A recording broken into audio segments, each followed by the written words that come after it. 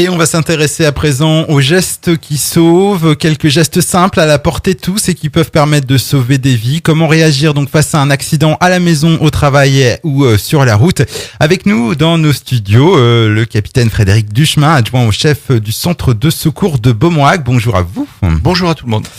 Alors, on peut déjà préciser qu'une infime partie seulement de la population est formée aux gestes du premier secours. Malheureusement, oui, on a un Français sur 5 qui est actuellement formé, alors qu'on s'aperçoit dans d'autres pays, par exemple la Norvège, où on est à 80%, l'Autriche notamment à 95%. Enfin, ça doit être un peu le contraire. La Norvège, ça doit être 95%, et l'Autriche 80%, mais nous, on est un peu à la bourre. Donc la France a un mauvais élève. Qu'est-ce qu'il faudrait améliorer selon vous ? C'est un peu compliqué. Donc déjà, dans le cursus scolaire, les enfants, normalement, dès le plus jeune âge, ont quelques gestes élémentaires au travers d'un programme qui s'appelle Apprendre à porter secours. En fin de cycle scolaire, c'est-à-dire en fin de troisième de leur premier cycle, les collégiens devraient effectivement être détenteurs du PSC1.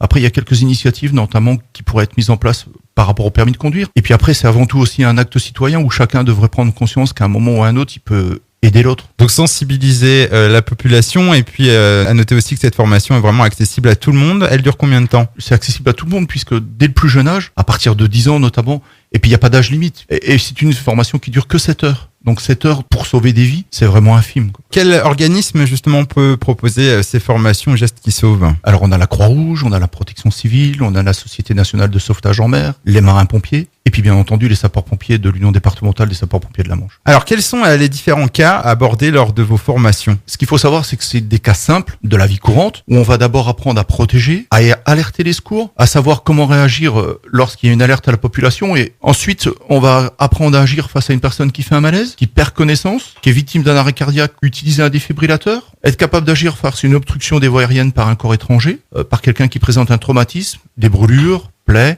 hémorragie, en fait des gestes simples face à un accident de la vie courante ou autre. Alors justement, on constate donc autour de nous que de plus en plus de défibrillateurs sont installés dans les communes notamment. Est-ce simple à utiliser ? N'importe qui peut utiliser un défibrillateur. Utiliser un défibrillateur, ça tient en 3 mots. Alerter, masser, défibriller. On est dans une région pleinement touristique avec un nombre important de gens qui viennent visiter notre magnifique pointe de Lague. Et en fait, en un temps record, on alerte rapidement. Enfin, on reconnaît que la victime est en arrêt cardiaque. Dès qu'on a reconnu ça, on alerte rapidement. On utilise le défibrillateur et on fait un massage cardiaque. Alors, le massage cardiaque, ça peut être un geste technique, mais ça peut être aussi un geste très simple. En fait, il suffit d'appuyer sur la poitrine vite et fort. Et si on a reçu une formation aussi, on s'en sent capable, bien entendu, on peut faire aussi également le bouche à bouche.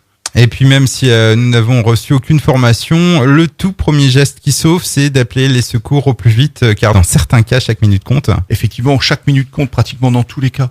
Donc prévenir les secours, ça tient en 3 choses. Où, c'est-à-dire où l'on est, quoi, c'est-à-dire que se passe-t-il, et qui, c'est-à-dire qui on est, de façon à ce que les secours puissent avoir notre numéro de téléphone pour éventuellement nous recontacter. Pour ce faire, il existe plusieurs numéros. Il y a le 15, le 18, mais le plus simple, c'est de faire le 112. Puisqu'avec le 112, même si on n'a plus d'unité sur notre téléphone portable, même si on n'est plus sur notre réseau, à partir du moment où sur le téléphone portable c'est marqué urgence seulement, on peut faire le 112. Et même de la maison, on peut faire le 112.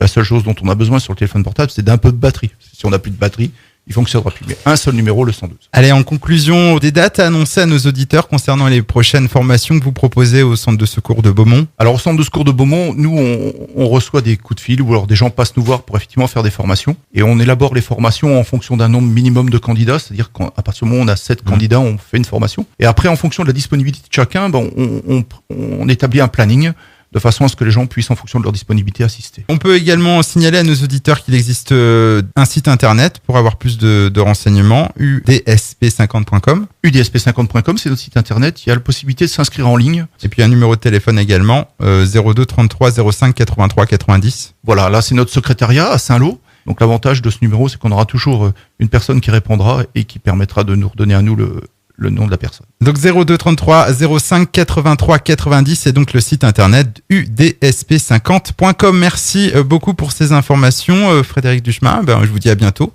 C'était un plaisir, à bientôt.